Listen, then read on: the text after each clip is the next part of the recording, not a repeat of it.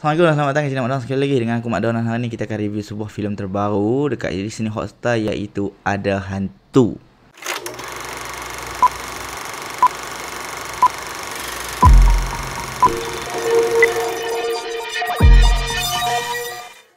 Selamat nak cakap terima kasih banyak-banyak kepada subscriber lama, dan selamat datang kepada subscriber baru. Kalau hampa suka dengan konten-konten yang aku hasilkan, jangan lupa tekan button subscribe dan juga button notification so that you guys tak terlepas dengan video-video yang aku hasilkan. Aku harap semua ada dalam keadaan yang sihat-sihat lah. Okay, sebelum aku start, aku nak beritahu kata filem ni filem terbaru keluaran Act2 Pictures, dan filem ni adalah filem debut Hairul Azrain. Ni kerana first director debut dia lah. Waktu filem ni, sebelum filem ni keluar, sebenarnya aku ada buat reaction video dan juga boleh tengok lah macam mana aku geram gila dengan trailer dia. Tapi bila aku tonton filem ni, aku rasa macam nak cakap dia dah bikin hampir elok untuk first trial. Okay, untuk first one ni dia macam dah nak bagi elok, tapi ada benda yang memusnahkan segala benda dalam filem ni. Ada 3 act kan. Hang bayangkan hang dah buat filem ni dalam act yang pertama dan kedua macam not bad, okey lah untuk kita tonton dan layan kan. Main ke act ketiga, dia dah musnahkan kedua-dua act tu dan buatkan filem ni jadi flop weh. Jadi macam out. Aku sendiri tak tahu kita nak ke genre yang mana ni. Kita nak ke genre yang komedi ke ataupun seram ke, kita tak tahu. Aku tak tahu. Dia jadi out gila dan aku macam dia jadi ridiculous gila. Dia jadi macam kalau hang nak buat filem Stephen Chow punya style, dan buat terus ya. Filem Charlie Chaplin punya style, dan buat terus ya. Maksudnya Charlie Chaplin punya style ni, maksudnya kalau hang nak buat macam lawak yang orang takkan questioning benda tu tau, better hang buat time act pertama dan act kedua. Ni act ketiga baru hang nak buat benda tu. Jadi macam tiba-tiba dia jadi memang tak kenal langsung lah dengan filem ni. Sebelum aku terangkan dengan lebih lanjut pasal aku cakap macam tu, aku nak cakap filem ni arahan Hairul Azrain, tapi diarahkan bersama dengan Adrian Teh, pengarah filem Pascal Wira. Dua tu juga aku kenal dia. Oh, Pasal Kau satu lagi. Skrip oleh Adrian Teh dan juga Amar Amer. Antara cast dia adalah Zahril Azim, Hairul Azrain sendiri, Shikin Kamal dan juga dan lain-lain lah. Lepas tu ada seorang muka macam Apple Yusof, aku tak tahu nama dia. Filem ni mengisahkan tentang sekumpulan kawan ni. Dia nak pergi sambut birthday kawan depa Alif,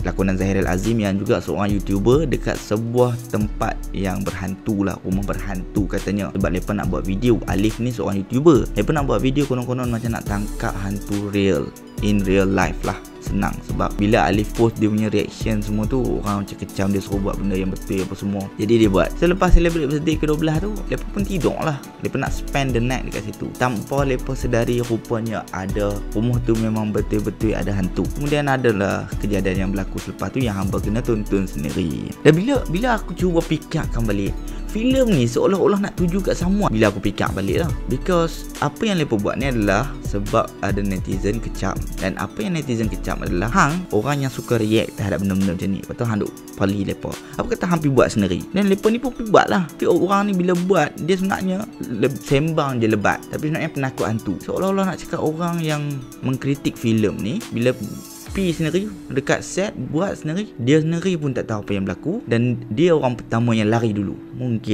Mungkin lah, aku tak tahu. Sebab bila dia renung ke dalam lagi, dia jadi macam tu lah. Kalau aku nak fikir kata benda tu seolah macam tu, dia macam filem Chef. You know filem Chef, Jon Favreau punya. Jon Favreau ni the reason why dia keluar filem Chef adalah sebab time dia direct Iron Man, producer tak bagi tau. Dia guna idea dia sendiri, dia tak bagi, dia guna cara dia sendiri. Dan pengkritik duk kritik dia apa semua. Lah kali dia keluar lah kali dia bikin lah filem Chef ni sebab nak bagi tahu kat dia kata filem ni macam perjalanan dia lah. Dia jadi tukang masak dekat situ, pengkritik tak suka makanan dia, toki restoran pun macam tak suka aku dah lupa cerita tu. And then lah kali dia resign daripada jadi chef kat situ, dia pergi buat food truck dekat situ. Banyak gila orang suka makanan dia, and dia famous. It's an epitome lah. Jadi benda ni pun aku nak nampak macam tu. Cuma aku itu mungkin hanya anggapan aku tak tahu, tapi dia seolah-olah macam tu lah. So let's get to the review. Aku dah highlightkan benda yang bagus dan benda yang tak bagus. Ini adalah kesilapan dia. Bila hang ada pengarah bersama, orang tak boleh nampak hang shine. If benda ni pun adalah hang punya, faham tak? Okay, let's say hang memang pretty power, hang buat filem ni nampak elok. Macam mana kita nak tahu kata apa yang hang bawa to the table tu adalah benda yang dipamerkan dekat situ? Payah. Selalunya director debut ni kita debut seorang-seorang, faham tak? Sebab kita nak orang nampak potensi diri kita, supaya kita boleh convincekan producer lain, investor lain untuk invest dekat kita punya next film. Lalunya lah. Tapi ni adalah mistake yang dia buat. Dia buat dua direct, quite hard untuk tahu mana satu hasil kerja Hairul Azrin. Apa yang Hairul Azrin bawa yang boleh menyinarkan lagi ada hantu ni, kita tak tahu. Susah sikit. Apa yang best aku highlight ada 3 benda. Satu, idea Asai. Idea Asai ada best. Serius, idea Asai dia memang best. Aku rasa kalau dia develop dengan lebih elok lagi, jumpa lagi dengan script advisor dan juga develop script ni lagi elok, aku rasa dia boleh pergi jauh. 2, camera movement. Ada banyak camera movement yang aku suka. Tambah-tambah lagi time scene yang lepas duduk ramai-ramai tu sebelum nak sambut birthday Alif tu, yang ada scene tepuk tangan tu. Camera movement dia and memang power, memang ada feel dekat situ. Yang ketiga, dia punya vibe, dia punya editing, you know, the mixture of sound dengan scene sangat-sangat kena. Jadi aku suka the vibe, the feeling, the camera movement dengan idea Asai filem ni. It's good. Yang tak best, yang mana aku daripada rating filem ni daripada 7, dia boleh drop to 6.5 adalah sebab benda ni. Yang pertama, character development. Kita tak tahu langsung karakter ni semua macam mana. Tiba-tiba lepas nak prank Alif, dan kita tak tahu Alif ni pula macam mana. Dia hanya based on satu scene dia kritik video pocong, lepas tu hampa nak prank dia dan hampa nak cakap dia ni sama-samaan. How? Kita tak tahu based on hang punya word. Jadi susah lah benda tu. Develop karakter dia, hang kena tunjukkan dia. Ni yang membawa kepada poin aku kedua, iaitu motif lepas nak prank dia sampai teruk macam ni. Sebab karakter development hang tak ada. Kalau hang tunjuk yang Alif tu memang betul-betul suka duk prank orang. Jadi orang pun geram dengan dia, orang nak prank dia balik. Ni tak ada, ada satu saja. Jadi rugi kat sini. Dia jadi macam Selamat Hari Tak Jadi. Selamat Hari Tak Jadi, kita boleh tengok Jana Nick ni dia suka sangat prank orang. Banyak prank dia sampai kita geram dengan dia. Tak habis-habis nak prank, nak kena sampai semua kena muak. Jadinya orang nak prank dia balik kat situ. Itu motif dia kat situ. Sini dia punya motif kurang. Jadi maksudnya bila hampa buat benda tu jadi macam what? Pasal apa? Takkan based on satu pocong. Hang kena buat banyak bagi orang geram dengan Alif ni sampai nak prank dia. Barulah all of it make sense. Kedua, minta maaf Hairul Azrin.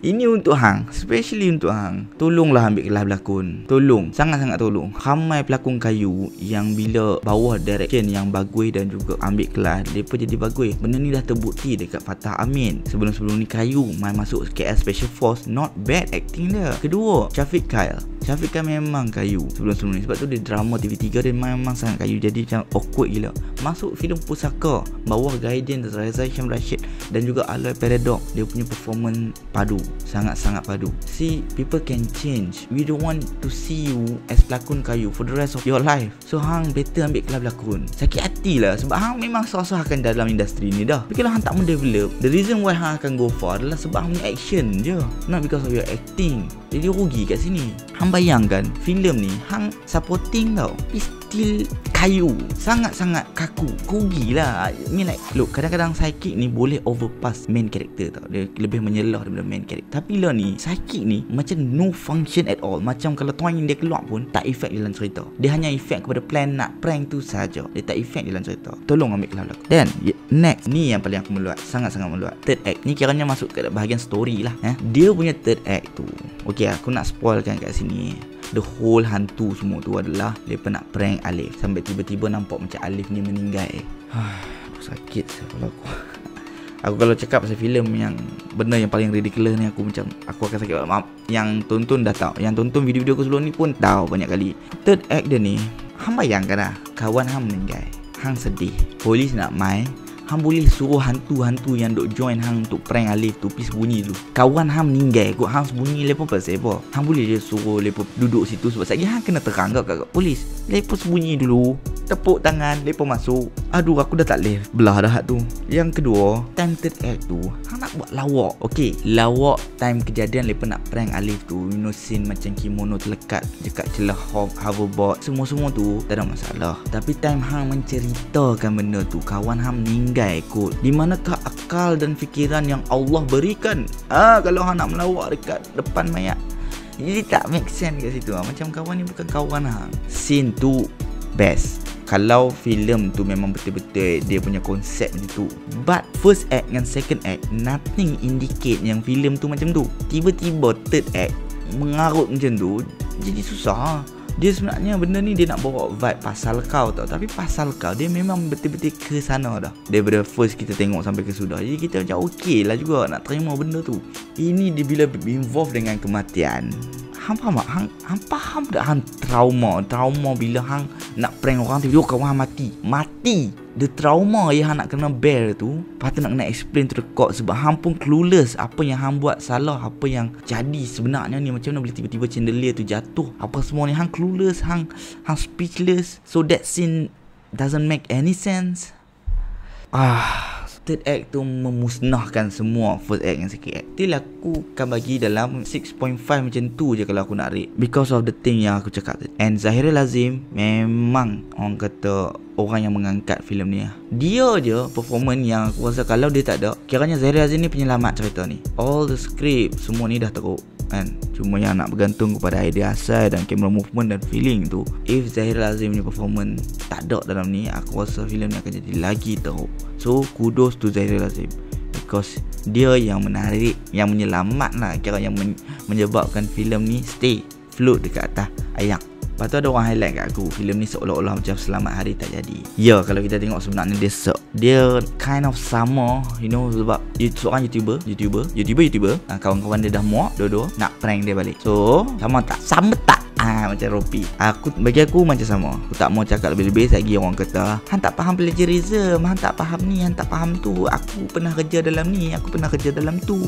Theo bila kita beritahu something, kita kemukakan hujah kita, faham tak? Jadi kita kemukakan dengan bukti-bukti yang kita jumpa, dengan research yang kita jumpa. It's a debate. Kalau hang ada point hang yang lain, hang buat keluar. Why hang nak kena maki hang ni? Kalau aku sekolahkan hang ni, then sekolahkan aku, ajak aku, bagi tahu aku point-point hang. Jangan duk hang ni kalau aku cakap lagi cakap. Cakap. Hang faham tak? Hang macam orang yang berpelajaran tapi sebenarnya kedekut ilmu. Ataupun hang sama yang tahu benda tu tapi hang tak sure benda tu betul ke tak. Jadi kalau hang kongsi, hang takut hang jadi bodoh balik kalau salah. Just like that. Stuck between rock and hard place. So better hang tak sembang lah. At least aku buat keluar benda yang aku jumpa kan. And hang nak bidah-bidah lah. Tak perlu nak mengarut macam tu. So, untuk hari jadi dengan ada hantu ni, ya aku beritahu siap dia resemblance, dia lebih kurang sama. Tapi untuk kategoriskan dia jadi plagiarism, aku tak boleh cakap dan aku tak boleh bagi tahu. Kerana aku tak mau bagi tahu opinion aku sendiri. Aku hanya bagi tahu macam ni, hangpa fikir lah sendiri. Sebab aku dah letih dengan kes gangster itu. Kita nak orang kenal kita dengan elok. Kita nak orang, bila orang sebut Malaysia, filem ni yang produce filem ni lah, Edgar Wright dah tahu nama filem Raw, dah tahu siapa Kuman Pictures, dah tengok muka pelakon. Edgar Wright dah promote filem Raw pula tu.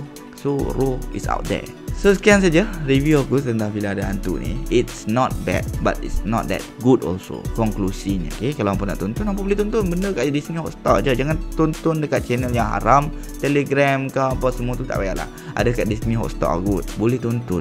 Benda pun murah. Kalau tak ada duit, jangan tonton lagi, relax. InsyaAllah nanti mana tahu dia keluar dekat TV, so tengoklah kat TV. Settle kan. So para yang dah tonton, apa pandangan apa yang hampa rasa bila hampa tonton cerita ni, kongsikan bersama, drop your comment. Thank you for watching. Kita jumpa lagi next video. Jaga diri, jaga kesihatan. Take care, bye bye.